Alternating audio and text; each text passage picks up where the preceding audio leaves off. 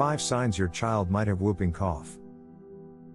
If your child is experiencing nosebleeds, severe vomiting, coughing spasms that end with a whoop sound, bleeding from the vessels on the surface of the eye from coughing, and collapsed lungs, then your child has whooping cough. Whooping cough is a bacterial infection spread by droplets.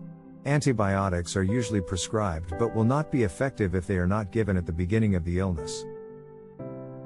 Here is a quick and easy natural remedy that you can use to help your child with whooping cough. Honey and garlic. Honey can be used to soothe the throat, and garlic is useful for its antibacterial properties. Subscribe for more.